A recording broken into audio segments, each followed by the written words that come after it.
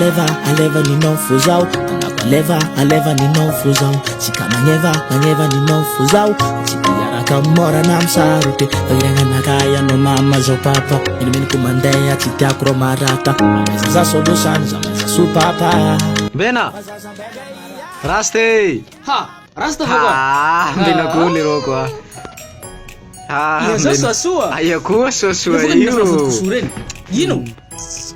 kafafa tokotany fako teo to misabadida manasa zordira no poipoina avao reky miala ila fa poiny ya rasta mba miovako sady zay ko angalo seza fa vozaky ty ainay to zay angalo seza ndatretia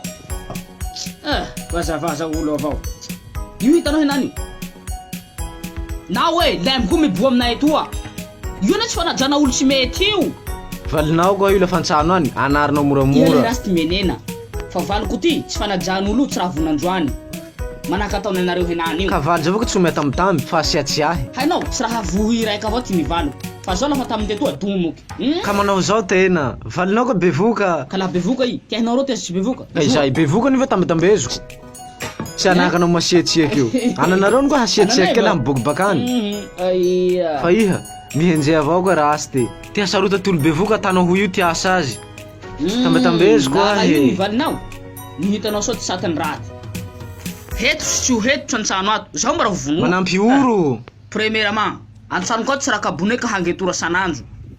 maharara hene io ino ko sauve fa nahazo ampela baka antsenengea rast pelebelena tsy rengesy ty zao rasty sony ko ty ampela baka antsenengea fa zao tsy nahazo tena le maniry biby tahazo ampela baka anikea nao ino tsy raha mamafatsano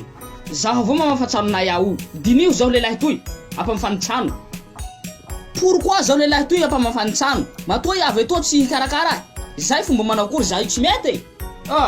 zaho mahita anareo mody karakarany ty aty karakarany ty aroy soa hazo boloky rainga aminao ne io imaginez rasty zaho toy nanino iha rasty ty fingehinananay zaho avao manasa zao mahitako solution ngosy tsika hanao échange valy feha manampy kely zao nja manampy zao tsy raha ihary angatsy manao ty tsy ampolopolo fa mahafatrely za ino la indesinao eka koa he fa zaho henaniky tsy raha fampolo hony vitako fomba azaka miala ho zay da ho volany rozy fe aloha zay tsy sikitiry koa fa maharenitsy andaniako jalako atsamfananako abiabameko anao farahy valy mampakiana tsy manjanty farahya zao tsiogona ambony dozy liatako ainana ya hivola ala muerte teko tsapana